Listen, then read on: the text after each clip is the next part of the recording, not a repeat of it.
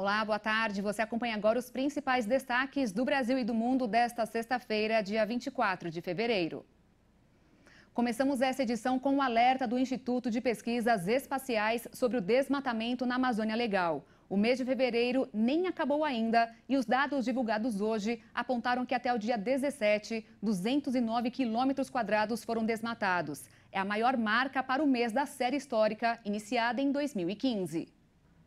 Em contrapartida, o acumulado de alertas de desmatamento em janeiro foi de 167 quilômetros quadrados, 61% a menos se comparado com o mesmo mês de 2022. Dado que não poderia ser considerado como uma tendência de queda, já que parte disso poderia estar relacionado com a maior cobertura de nuvens no período, detectada pelo Sistema de Detecção de Desmatamento em Tempo Real, que produz sinais diários de alteração na cobertura florestal para áreas maiores que 30 mil metros quadrados através de imagens de satélites com sensores ópticos. A Amazônia Legal corresponde a 59% do território brasileiro e engloba a área total do estado do Acre, Amapá, Amazonas, Mato Grosso, Pará, Rondônia e Roraima e Tocantins e parte do Maranhão. Por enquanto, os estados que mais desmataram em fevereiro são Mato Grosso, com 129 quilômetros quadrados, o Pará, com 34 quilômetros quadrados e Amazonas, com 23 quilômetros quadrados. Para especialistas do Observatório do Clima, é urgente implementar ações concretas para zerar o desmatamento, como incentivar a reabilitação em áreas degradadas, criar novas unidades de conservação e delimitar as terras indígenas ou qualquer outra ação que visa o desmatamento zero. De qualquer forma, acreditam que a queda nos números de desmatamento deve ser vista nos próximos meses e os números do mês de fevereiro estarão fechados na próxima semana, em 3 de março. E nesta sexta-feira, o ministro da Fazenda, Fernando Haddad, afirmou que o governo brasileiro vai acabar com o desmatamento no Brasil até 2030, durante o discurso no encontro do G20, sediado em Bangalore, na Índia, que reúne os ministros das Finanças e chefes dos bancos centrais das 19 maiores economias do mundo e da União Europeia.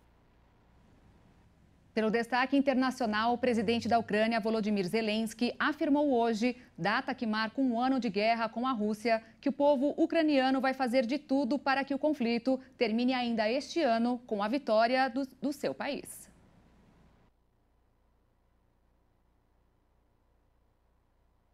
Zelensky enviou uma mensagem de unidade aos ucranianos em que elogiou a força da população. Ele afirmou que cada ucraniano perdeu alguém próximo e que a invasão não vai parar até que os russos sejam punidos. Um ano de unidade, um ano furioso de invencibilidade. O principal resultado é que resistimos, não fomos derrotados e vamos fazer de tudo para conseguir a vitória ainda esse ano. Аби цього року здобути перемогу. A Organização do Tratado do Atlântico Norte afirmou nesta sexta-feira que está decidida a apoiar a Ucrânia e destacou que os esforços russos para quebrar a determinação do povo ucraniano têm fracassado. Ми ніколи не заспокоїмось, доки російські вбивці... Não vamos descansar até que os assassinos russos sejam punidos. Punidos pelo Tribunal Internacional, punidos pelo julgamento divino, por nossos soldados ou tudo isso junto. Наших воїнів, або всіх їх разом узятих. Zelensky também exaltou as cidades de Bucha, Irpin, Kherson e Mariupol, símbolos da ocupação ou da resistência, como as capitais da invencibilidade. E a China publicou hoje um documento que conta com 12 tópicos para tentar mediar a guerra entre Rússia e Ucrânia. A proposta foi criticada por aliados de Kiev, que questionam a relação de Pequim com Moscou. Pequim também advertiu que armas nucleares não devem ser usadas no confronto, dias depois de o presidente Vladimir Putin anunciar a suspensão da participação da Rússia no Tratado Nuclear New START. O conflito na Ucrânia tem por trás uma questão histórica complexa e a China toma uma posição justa e objetiva, estando comprometida em promover conversas para a paz. Somos a favor da paz e do diálogo, é o lado certo da história. A China começa com essa proposta publicada hoje e quer trabalhar com o resto do mundo para solucionar a crise.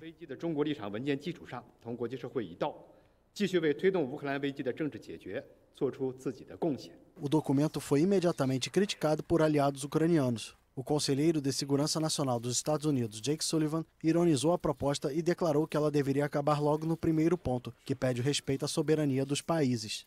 O secretário-geral da OTAN, Jens Stoltenberg, disse que a China não tem credibilidade para mediar o confronto. First of all, China doesn't have much credibility. Em primeiro lugar, a China não tem muita credibilidade, porque não foi capaz de condenar a invasão ilegal à Ucrânia. E também porque assinou, dias antes da invasão, um acordo com o presidente Putin sobre uma associação sem limites com a Rússia.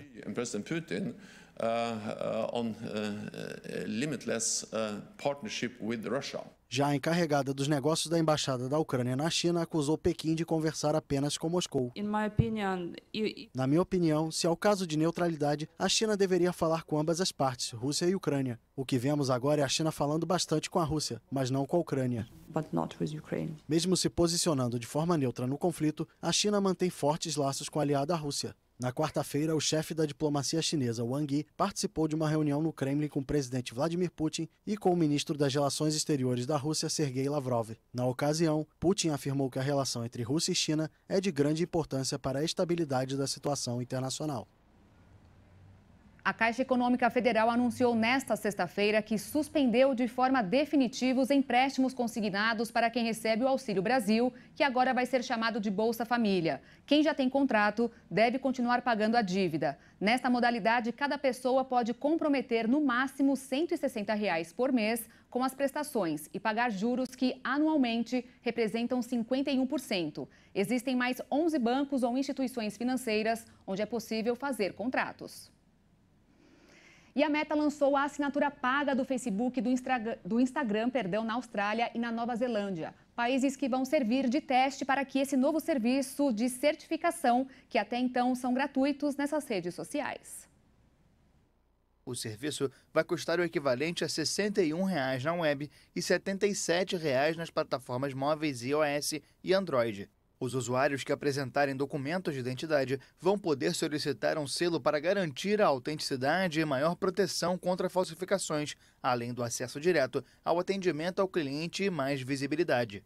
O diretor da empresa, Mark Zuckerberg, afirmou em um comunicado que a ferramenta tenta aumentar a autenticidade e segurança dos serviços.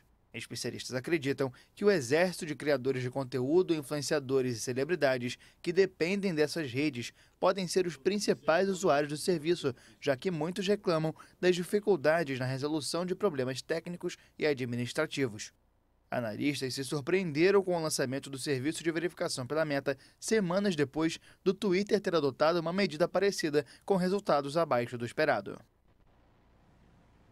E falando em redes sociais, um dos maiores desafios para os pais ou responsáveis é controlar qual conteúdo as crianças estão consumindo na internet. Perigo no mundo digital é o que não falta.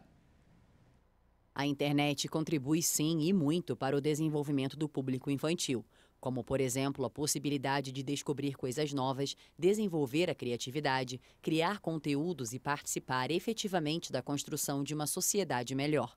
Independentemente, toda preocupação é válida, já que o mundo está cheio e sem freio para o que diz respeito à desinformação, discurso de ódio, cyberbullying e assédio. Para ajudar a entender e evitar as principais armadilhas da internet a que as crianças estão expostas, é possível contar com diversos projetos. Usando como base dados de um evento sobre o uso mais seguro, consciente e responsável da rede mundial de computadores, uma pesquisa de Amsterdã mostrou que para as crianças conseguirem criar mecanismos de proteção, garantindo a chance de desenvolver um conjunto rico de habilidades para consumir os conteúdos disponíveis, é necessário o envolvimento da família, da escola, formuladores de políticas públicas, desenvolvedores e empresas de internet, entre outros. Cada um deles pode contribuir para minimizar os riscos e maximizar as oportunidades no ambiente digital. um direito que é reconhecido pela Organização das Nações Unidas. 2 anos atrás, o Comitê sobre Direitos das Crianças da entidade divulgou uma série de recomendações sobre o tema, incluindo a de que os países adotem medidas e leis para proteger as crianças de conteúdos nocivos, violentos e enganadores, assim como chamou atenção para a necessidade de combater o abismo digital, que separa quem tem e quem não tem acesso à internet. Isso porque vai acarretar ainda mais em desigualdade e afetar as oportunidades de futuro. Encarar a educação digital e midiática como um direito de todos, principalmente dos mais novos, é o primeiro passo em direção a uma internet mais justa, equilibrada e segura. E termina hoje, às 23h59, o prazo de inscrição para o SISU do primeiro semestre. O sistema de seleção universitária utiliza a nota do Enem para escolher quem vai para o ensino superior público sem fazer vestibular. Para se candidatar, é necessário ter feito o Enem do ano passado, sem nota 0 em redação. Os interessados em uma das mais de 226 mil vagas devem acessar o site do SISU. E o resultado dos aprovados será divulgado na próxima terça-feira. E para a gente encerrar, a partir de segunda-feira, o Brasil vai começar a aplicar uma vacina bivalente contra a Covid. O imunizante da Pfizer tem a vantagem de combater variantes da Omicron. Nesta primeira fase, serão aplicadas doses apenas em pessoas com baixa imunidade, jovens com mais de 12 anos que moram em abrigos, idosos com mais de 70 anos e indígenas, ribeirinhos e quilombolas. Só poderá entrar na fila para tomar o imunizante quem já tomou pelo menos 2 doses do atual ciclo vacinal. E agora sim, eu fico por aqui. Mais notícias com a Maria Alice Dias e a Juliana Dariva no Jornal das 18h30. E mais à noite comigo de novo, ao vivo, no Jornal das 22h, ao lado de Alexandre Giaqueto. Obrigada pela companhia e um ótimo fim de semana para você. Tchau.